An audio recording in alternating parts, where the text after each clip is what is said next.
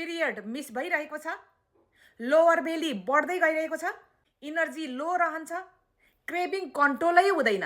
यो अलग अलग प्रब्लम भने हुँदै होइन, यो एउटै प्रब्लमको सिम्पटम हुन सक्छ।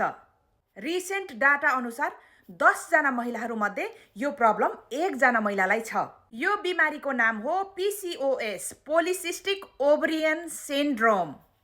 PCOS सिर्फ पिरियड र ओभरियनको मात्रै इस्यु भने होइन, यो एक मेटाबोलिक हर्मोनल कन्डिसन हो, त्यसैले पुरा बडीलाई असर गर्दछ।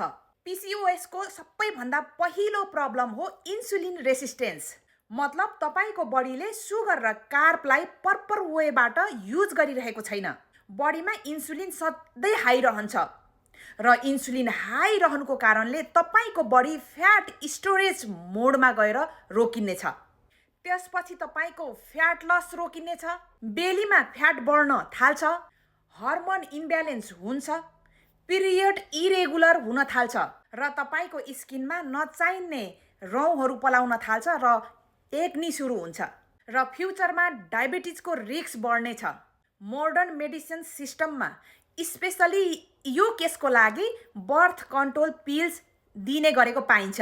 यसले सिम्पटमलाई दबाउनेछ तर यसको रुट कजलाई उखालेर जराइदेखि फाल्ने काम गर्दैन।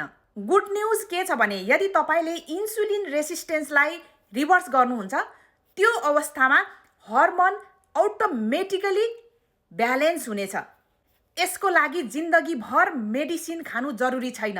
राइट इटिङ गर्नुहोस्, PCOS फ्रेन्डली रुटिन राख्नुहोस्, use natural supplement, daily movement गर्नुहोस्, जसको कारणले धेरैजना दिदीबहिनीहरूले आफ्नो वेट लस गर्नुभएको छ, PCOS प्रब्लमलाई नेचुरल रूपमा ठिक गर्न सफल हुनुभएको छ, वर्षौंसम्म रोकिएको आफ्नो पिरियडको प्रब्लमलाई नेचुरल रूपमा रिटर्न गर्न सफल हुनुभएको छ, साथै बेबी प्लानिङ पनि सफल भइसकेको छ।